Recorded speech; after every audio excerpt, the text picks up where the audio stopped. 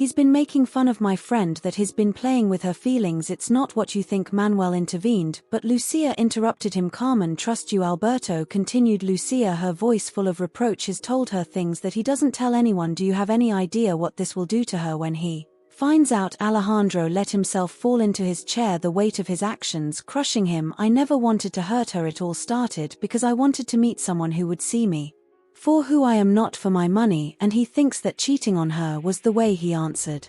Lucia, Carmen is going through very difficult times. Her mother needs expensive medicines. She's working 2 shifts. She barely sleeps. I know, and I'm trying to help. I'm looking for her mother's old bookstore. I want to buy it for her. More lies, interrupted Lucia. More secrets. Carmen doesn't need your charity, Mr. Montero. She needs honesty. At that moment, Lucia's phone rang. It was a message from Carmen. Can you come home after work? I need to talk to someone. Lucia looked at Alejandro with determination. You have until tomorrow to tell her the truth, or I will do it myself. Please, asked Alejandro. Let me do it my way. I need finding the right moment, like when she finds out that the man she is falling in love with does not exist. Lucia's words hit Alejandro hard. Carmen was falling in love with him, or was she falling in love with an illusion? Meanwhile, in Carmen's small apartment, Dona Rosa watched her daughter prepare dinner. With mechanical movements lost in her thoughts, my little girl said softly, I don't want you to worry so much about the medicines. Maybe we could sell some things. No, Mom.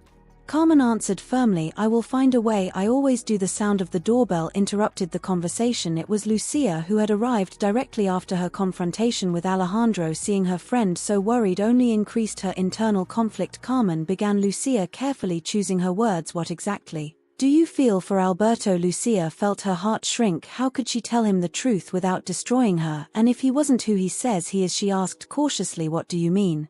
Sometimes people are not what they seem, Carmen. Sometimes they have secrets. Alberto is the most authentic person I have ever met, answered Carmen with conviction. In a world where everyone pretends to be something they are not, he is real. Lucia had to hold back her tears. Yes, Carmen knew the irony of his words. That night 3 people couldn't sleep in Mexico City. Carmen thinking about how to get the money for her mother's medicine. Lucia tormented by the secret she kept, and Alejandro, who in his luxurious penthouse was making the most important decision of his life. The next morning would bring changes that none of them could anticipate. The morning dawned with a soft drizzle over Mexico City.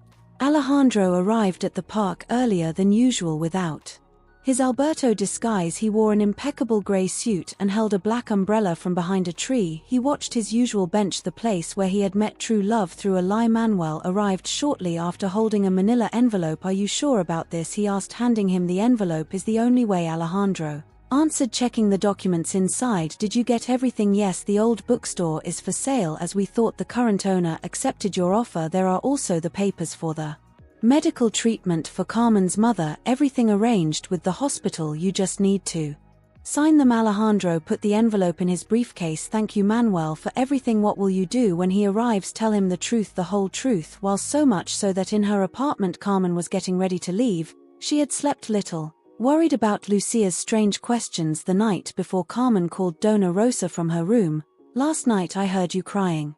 What's happening, my love? Afraid of what, my girl? That it's too good to be true?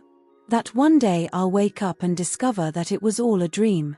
Dona Rosa took her daughter's hand.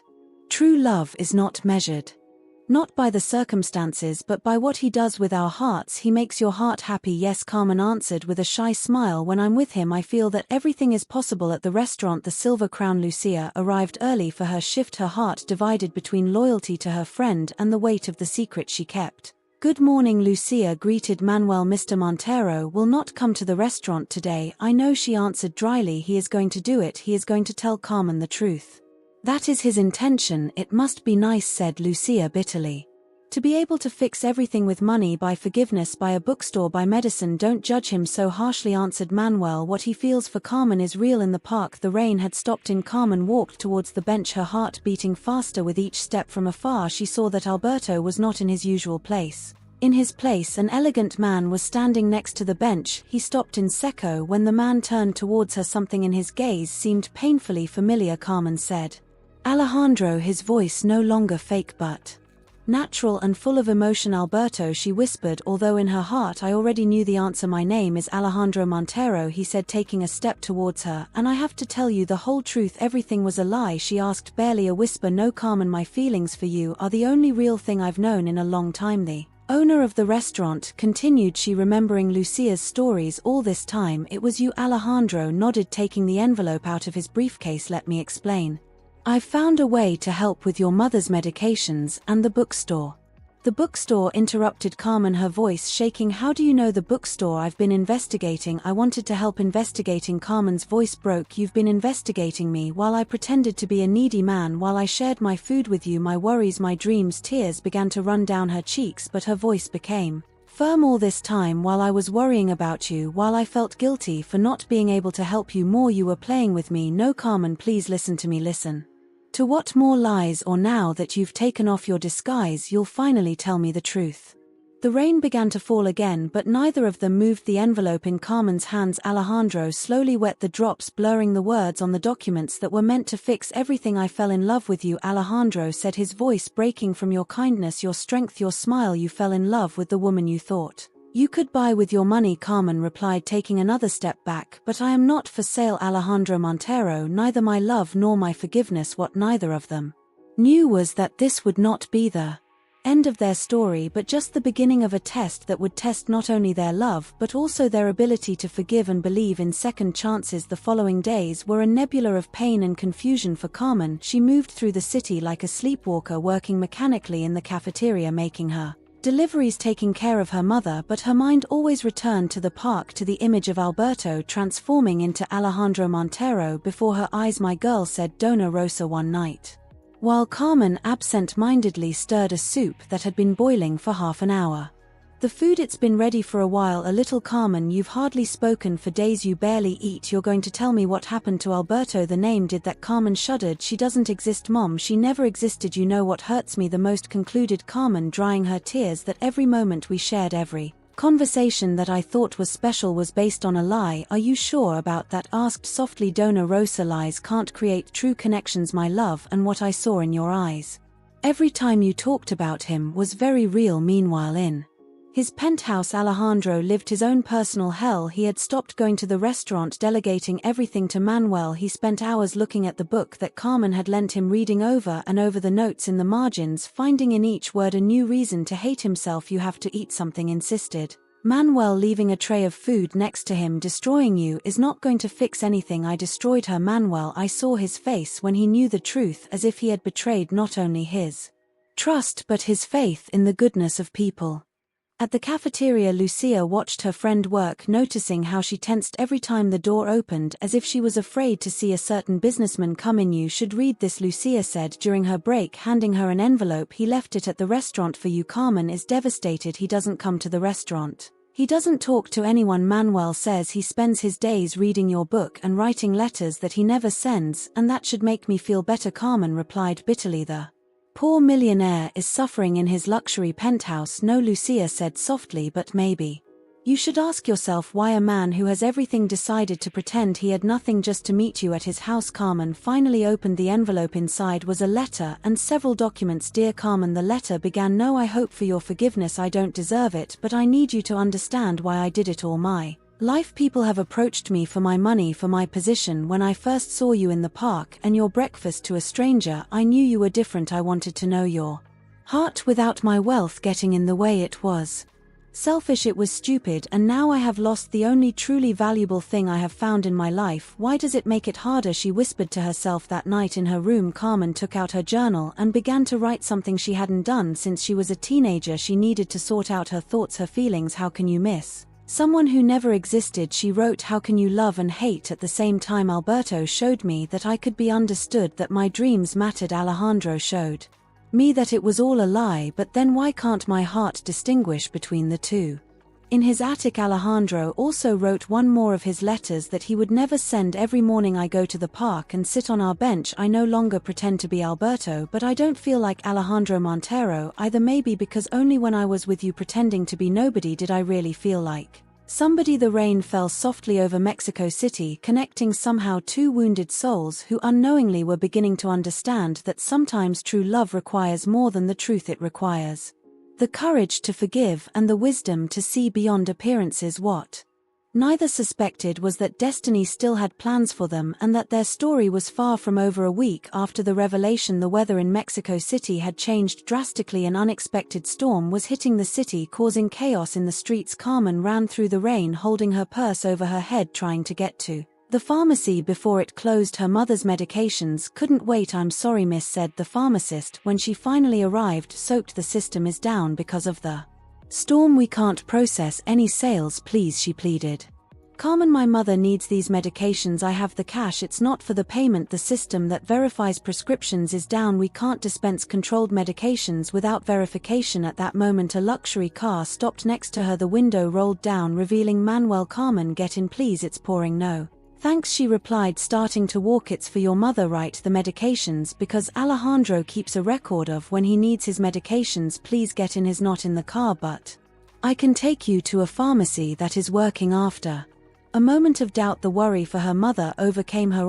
She got into the car, the water dripping from her clothes onto the fine leather of the seats. "Why does he keep a record?" he finally asked. Manuel drove in silence for a moment before answering. "Because even though you rejected him, he makes sure there is always a pharmacy with the medications available near your house. There are 3 pharmacies in different areas that have a special protocol for your mother. It's not charity, Carmen, it's love." Manuel turned a corner. "You know, I've known him since we were children. I've never seen him like that for no one. He lied to me." "Yes, he did, and he's paying for it every day. You knew he goes to the park every morning. He sits on the same bench without a disguise, just waiting not to see you. He says just to remember who he was when he was with you." They arrived at a pharmacy in a more exclusive area of the city. To Carmen's surprise, when they entered, the pharmacist recognized her immediately. "Miss Suarez, we were just going to call you. We have your order ready, but I didn't place any order." Mr. Montero established a protocol. "We always have a set of medications reserved for his mother." "You know why Alejandro dressed up the first time? Because all his life people have wanted him for his money. His high society friends, his ex-girlfriends, all wanted something from him. When he saw you in the park sharing your breakfast with a stranger, he saw something he thought no longer existed. Genuine kindness that doesn't justify deception. No, it doesn't, but it explains why a man who has everything decided to pretend he had nothing, because for the first time in his life, he wanted someone to want him for who he was, not for what he had." The pharmacist came back with the medications. When Carmen tried to pay, they informed her that everything was already covered. "I can't accept it," said Carmen. "Then pay it when you can," answered Manuel. Money was never important to him. Back in the car, the rain had subsided. Carmen held the bag with the medications, her mind a whirlwind of contradictory emotions. "Can I ask you a question?" said Manuel. "While driving when you were with Alberto, you wanted to fall in love with him." "That was Alejandro," said Manuel softly. "The real Alejandro, without the pressures of his position, without the expectations of society. The man who has been surrounded by people all his life but completely alone until he met you." They stopped in front of Carmen's apartment. Before she got out, Manuel handed her a card. "This is the address of your mother's old bookstore. Alejandro bought it, but not for him. It's in your name. The keys are at the pharmacy. You can pick them up whenever you want." It's not a bribe or a way to buy your forgiveness. It's his way of saying that he believes in your dreams even if you don't believe in him anymore. For the first time since the revelation, he allowed his heart to feel something more than pain. The problem was that now he didn't know what to do with those feelings. The small bookstore remained exactly the same as Carmen remembered it from her childhood. The sign paper dreams had been restored, but it kept that vintage charm. It had always had. Her hands shook as she inserted the key into the lock. The sound of metal against metal awakening long dormant memories. The bell above the door jingled softly when she entered. With exactly the same sound, she remembered the scent of old books hit her like a wave of nostalgia. Everything was clean, organized, but preserving the essence of the place. The dark wood shelves were still in place, although restored. The little library staircase her father had built continued into her corner. "I can't believe it," she whispered to herself, running her fingers along the spines of the books. All the classics her mother used to recommend were there, along with new editions of contemporary authors. On the counter, she found a handwritten note. "Dear Carmen, I didn't change anything from the original layout. Your mother helped me through old photographs." Manuel found to keep the essence of the place. The books are a combination of the ones you mentioned in our conversations in the park and the ones your mother used to keep in stock. The apartment above the bookstore has also been restored as it was before. The keys are in the drawer on the counter. No, I hope this buys your forgiveness. I just wanted to give you back a part of the dreams you had to abandon. Alejandro sat down in the armchair, taking out of his bag the book by Garcia Marquez that he had lent to Alberto. He opened it to a random page and found one of his notes in the margins. True love needs no explanations. There is only the sound of the bell of the store. It startled her. Going down, she found Lucia exploring the bookstore with amazement. It's beautiful, Carmen. It's exactly as you described. How did you know I'd be here? Manuel told me that he had picked up the keys this morning. Lucia approached her friend. You know, I was mad at Alejandro for lying to you, but seeing how he paid attention to every detail, how he preserved every memory.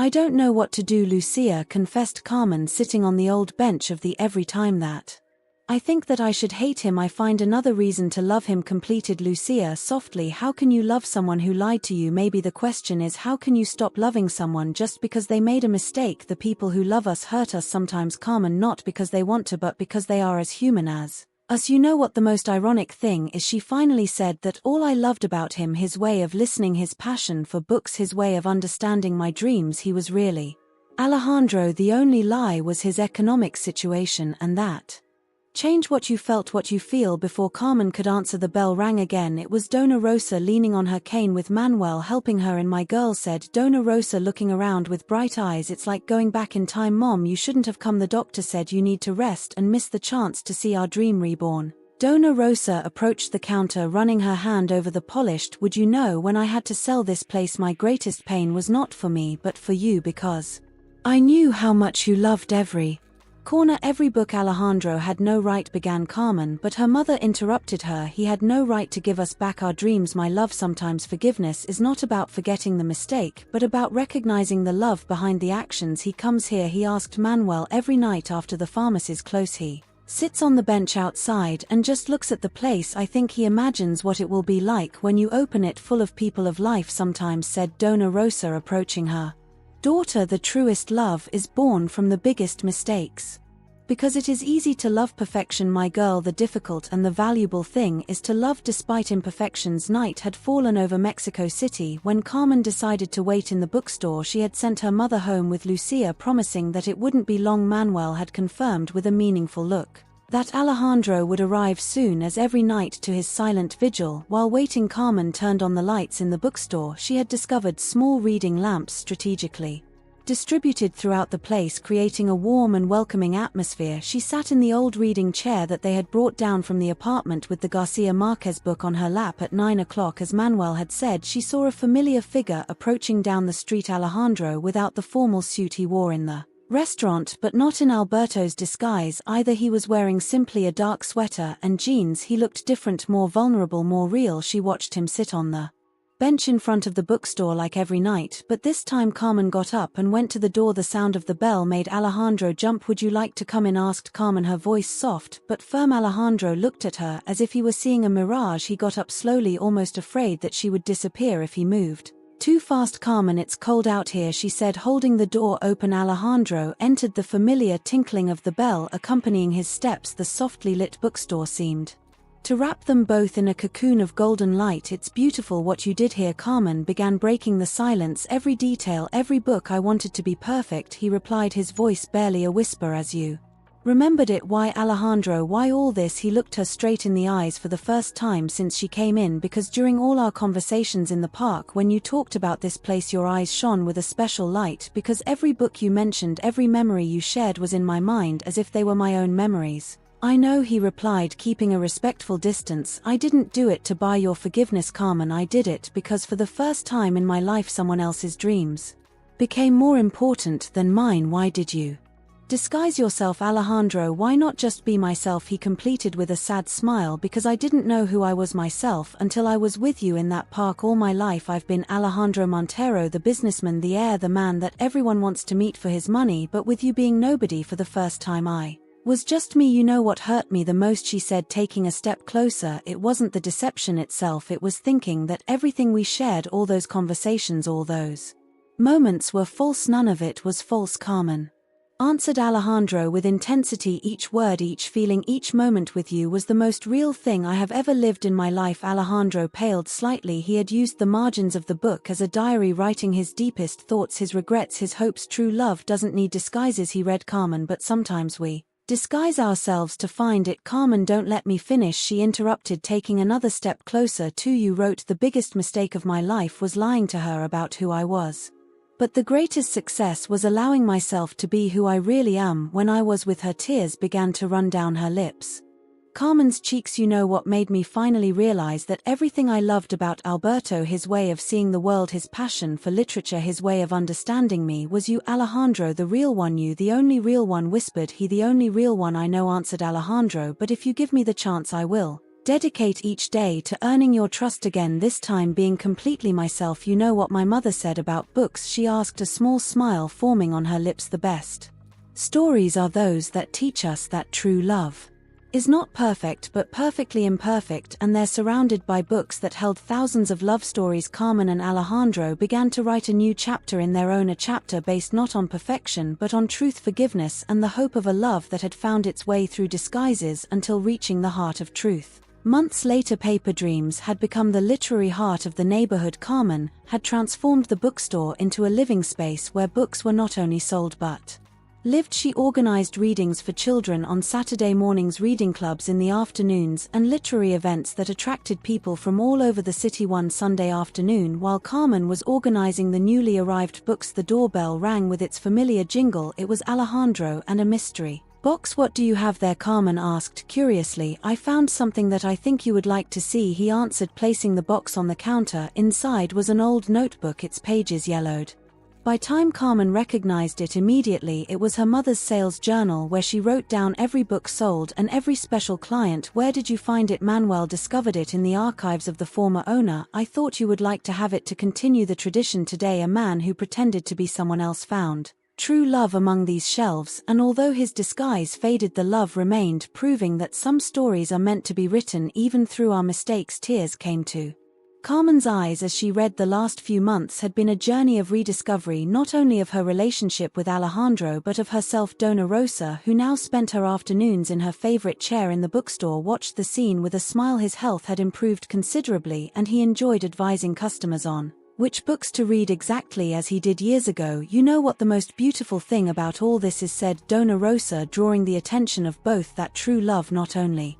transformed their lives but also brought back our dreams. Lucia, who was now the manager of the Silver Crown, entered the bookstore at that moment. Are you ready for the surprise? What a surprise, asked Carmen, looking at Alejandro with suspicion. Well, he began, I thought we could celebrate something special today. Manuel then entered, followed by several employees of the bookstore and the restaurant, all carrying books in their hands. Today, exactly a year ago, continued Alejandro, that I saw you for the first time in the park sharing your breakfast with a stranger. That act of kindness changed my life forever. He took Carmen's hands in his. It was not the costume that made you love me, nor was it my money that made me love you. It was the truth that we found each other in the other, even through lies. And now, added Lucia, we want to celebrate that truth. One by one, those present began to place their books on a specially prepared table. Each book had a sticky note with a personal message for Carmen and Alejandro. It is a library of love, explained Manuel. Each person brought a book that represents something special about their story. And I have one last book to add, said Alejandro, taking a small volume from his jacket. It was a special edition of The Little Prince. Why